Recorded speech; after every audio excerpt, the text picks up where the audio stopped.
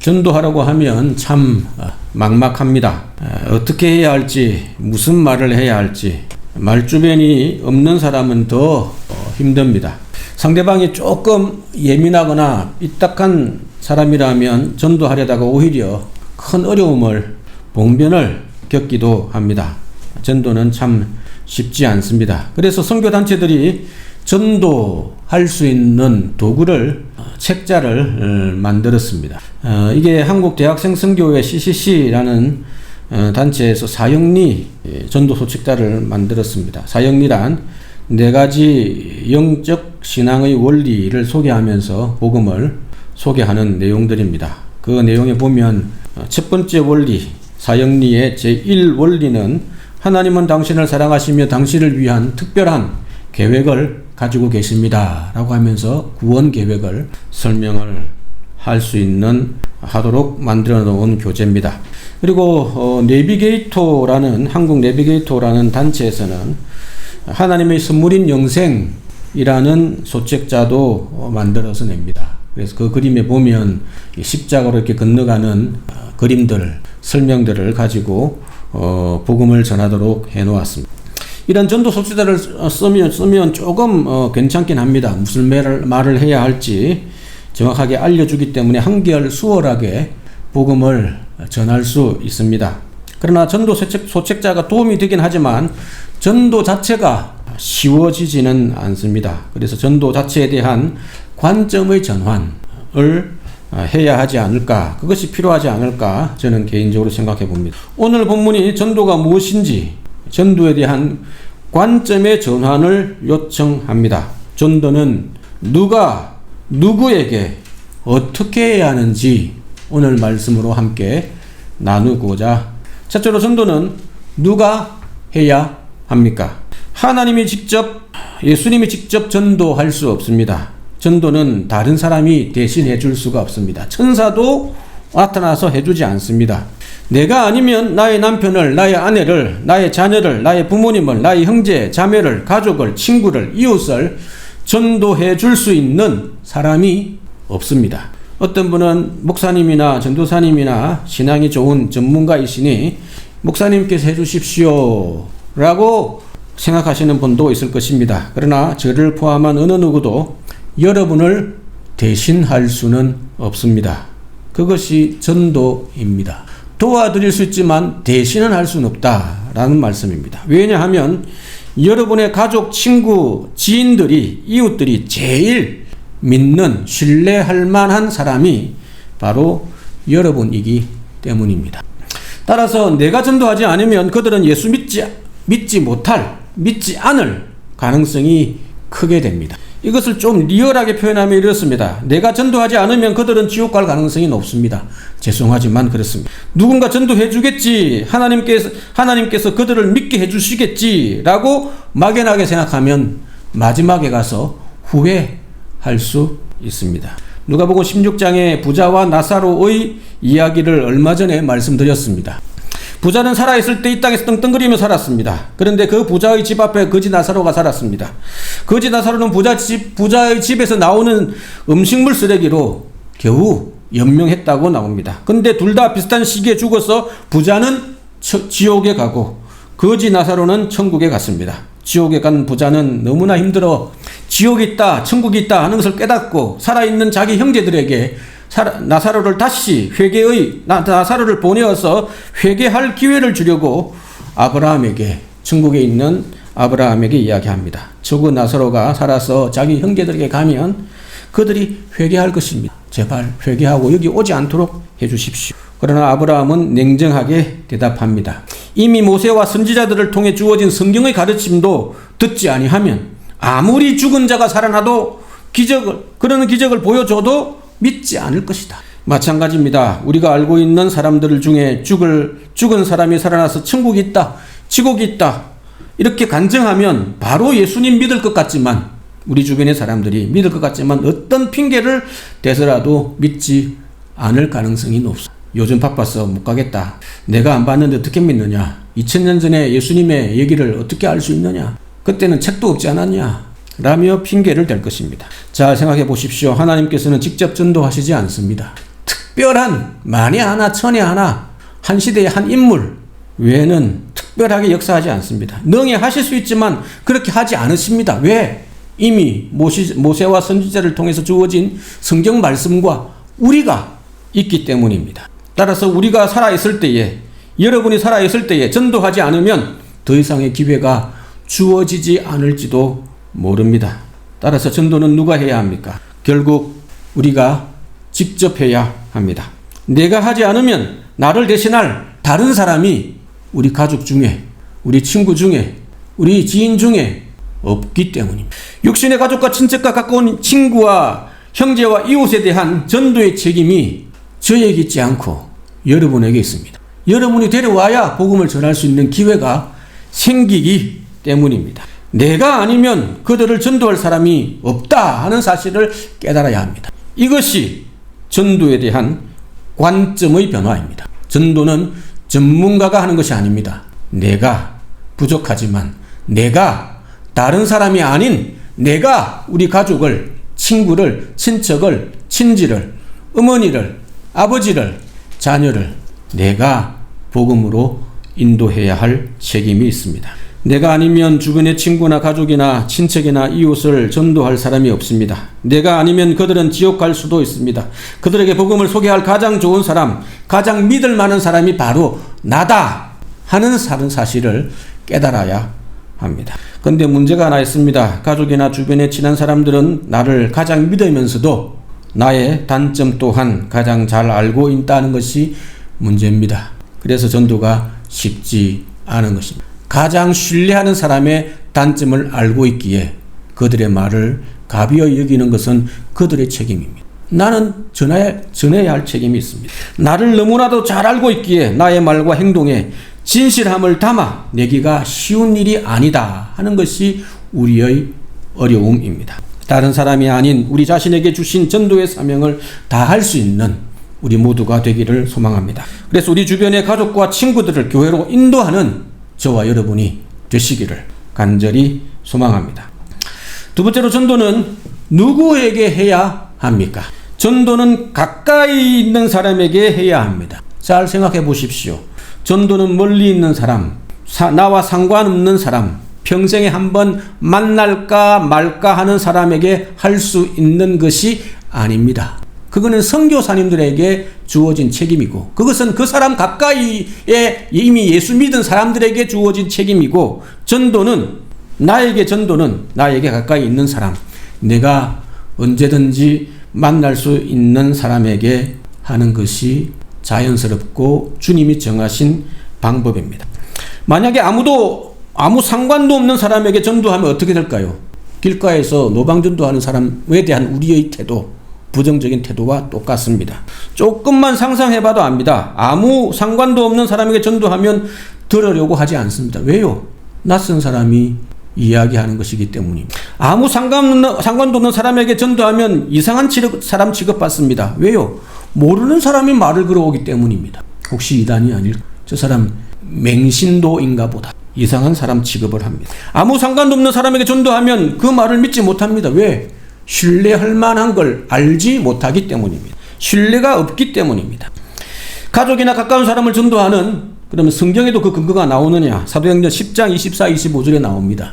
복음이 유대인의 경계를 넘어 이방인으로 넘어가기가 참 쉽지 않습니다. 이방인도 예수님을 믿을 수 있다. 이방인도 하나님을 믿을 수 있다. 유대인들은 전혀 생각을 못했습니다. 이방인은 당연히 지옥 가는 사람들이었습니다. 그래서 이스라엘에 살고 있었던 고넬료라는 사람과 그의 친척과 친구들이 예수님을 믿어야 될 귀한 도전의 기회를 잡는 장면입니다.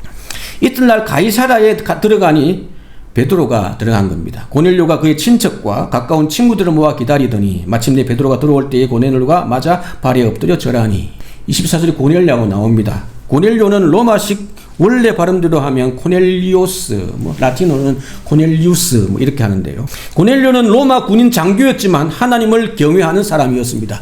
이스라엘 사람들도 존경하고 하나님을 믿는 사람, 의로운 사람이었다. 그렇게 나옵니다. 그래서 하나님은 이방인들 중에 이 사람은 먼저 예수 믿게 하려고 선택했습니다. 그에게 누구를 보내야 되는데 아무도 안 가는 겁니다. 안 가려고 하고 만나고 싶어 하지 않습니다. 왜요? 로마 장교니까 뭐 잘못하면 큰일 나니까. 이방인이니까. 이방인은 예수 못 믿고 하나님 못 믿으니까. 선택한 백성이 아니니까 가기를 꺼려했습니다. 그래서 베드로에게 꿈에 나타났죠. 몇 번이 나타났습니다. 보자기에 들어있는 이상한 짐승들, 더러운 짐승이죠. 거룩하지 않은 건 먹어라.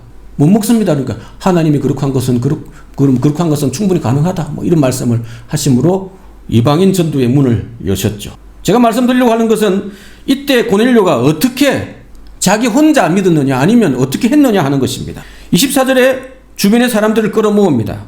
고넬료가 그의 친척과 가족이죠. 가족과 친척. 그리고 가까운 친구들을 모아 기다렸습니다. 그리고 베드로가 복음을 전하니 성령 충만을 받습니다. 그러니 내가 세례를 주지 않을 수가 없다. 세례를 주게 됩니다. 똑같은 사건이죠. 코넬리우스처럼 전도 대상자를 가까이서 찾았어야 합니다. 첫 번째로는 우리의 가족과 친척들이고 두 번째로는 주변에 있는 친구들입니다. 고넬료가 했던 것처럼 주변에 있는 지인들, 자기 가족들에게 복음을 전해야 합니다. 그러면 오늘날도 가까운 사람들이 전도하는 것이 당연할까? 통계가 그대로 이야기해 줍니다. 2017년 전도 통계입니다. 누구의 전도로 교회 다니게 되었습니까? 라고 물어보니까 부모님 때문에 모태신앙 많겠죠. 26.4%. 배우자 몇 프로, 형제들 몇 프로 합쳐서 27.9%. 친구, 선배 26.3%. 이웃들 13.6%.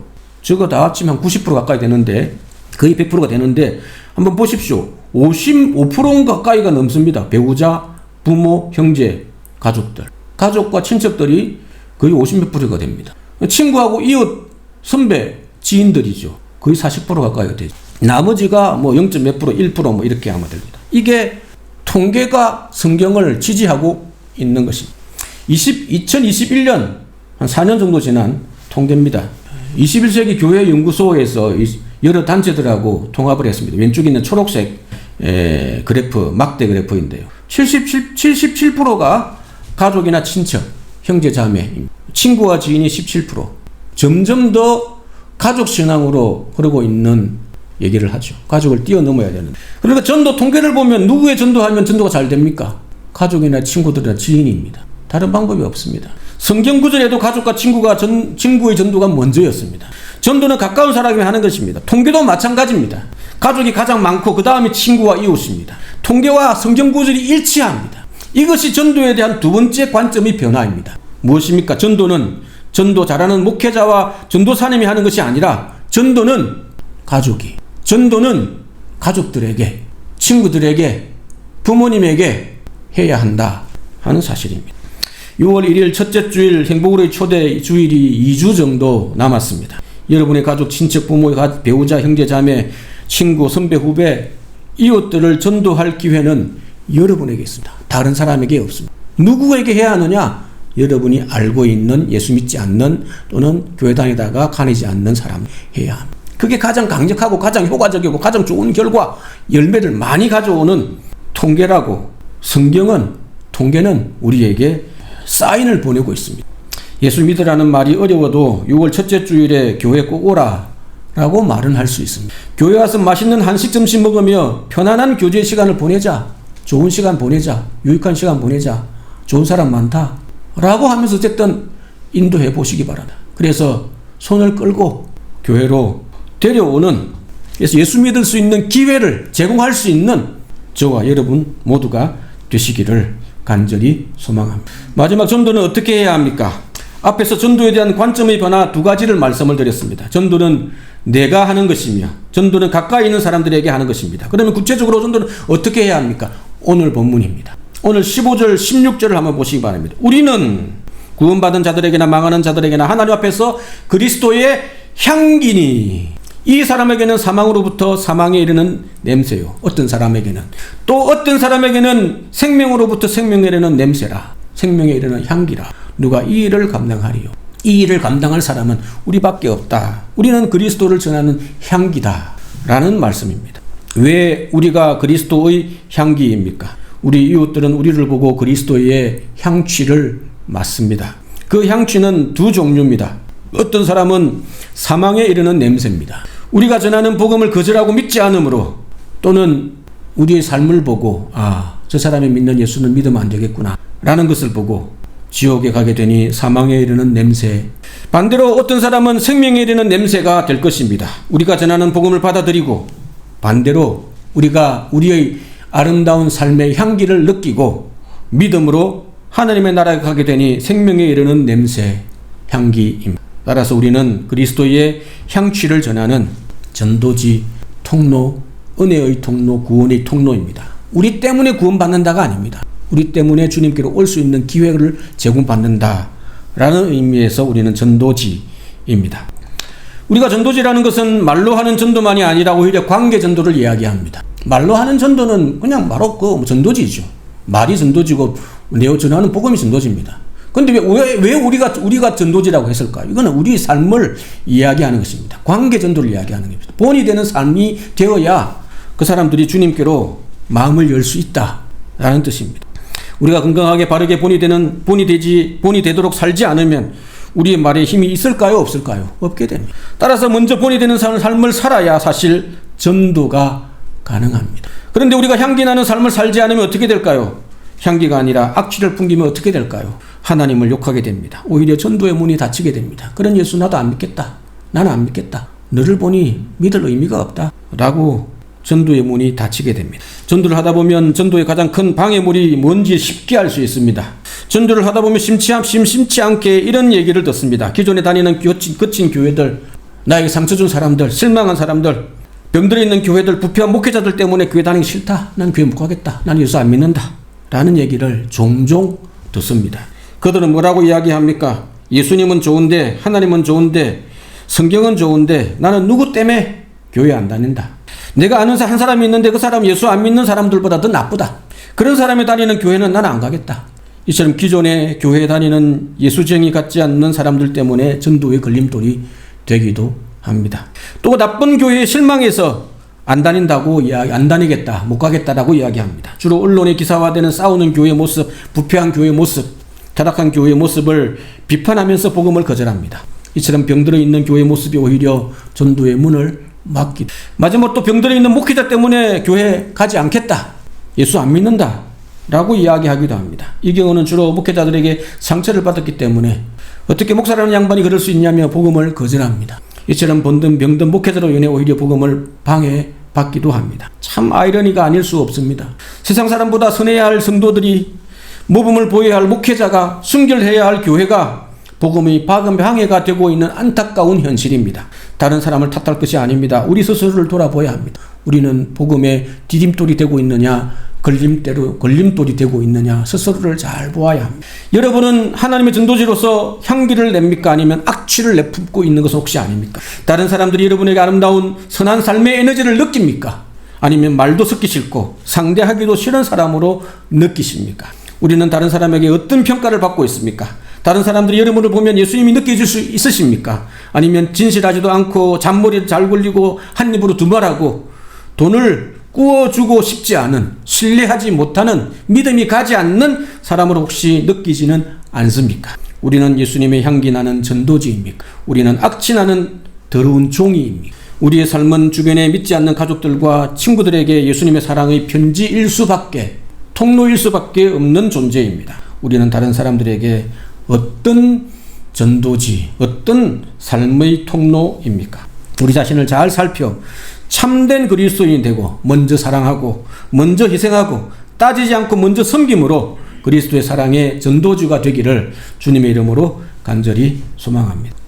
말씀을 마무리하려 합니다. 여기 딸의 전도로 예수님을 믿게 된 한 아버지가 있습니다.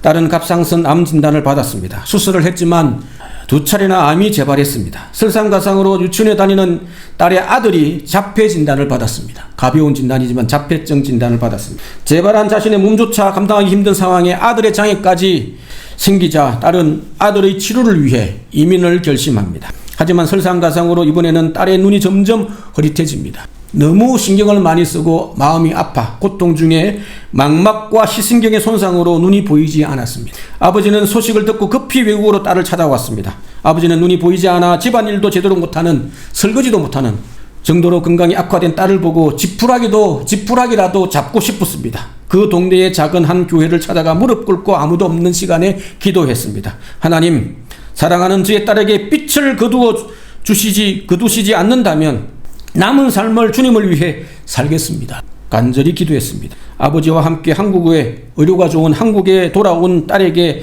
기적 같은 일이 일어났습니다. 점차 시력을 회복하더니 시신경과 망막이 점점 좋아지는 것입니다. 대학병원에 찾아 확인했지만 오히려 의사는 망막이 다 나았다 진단을 내렸습니다. 기적은 이뿐만이 아닙니다. 딸의 기도로 아들이 장애까지 온전히 회복되는 기적을 맛보게 됩니다. 그리고 드디어 2007년 딸의 아버지는 자신의 소원대로 세례를 받고 예수를 믿게 됩니다. 이 이야기는 고 이효령 박사와 그의 딸의 실화입니다. 이처럼 가족 전도는 참 귀합니다. 딸의 고난과 아픔은 아버지를 예수 믿게 하는 통로였습니다. 고 이효령 전 문화부 장관이 어떤 분입니까? 한국에서 둘째가라면 서러운 분 아닙니까? 우리 시대의 석학이고 지성인을 대표했습니다. 아마 딸이 아니었으면 이효령 장관은 예수 믿지 않았을 가능성이 100%입니다. 세례받으면서 한 말이 뭔지 아십니까?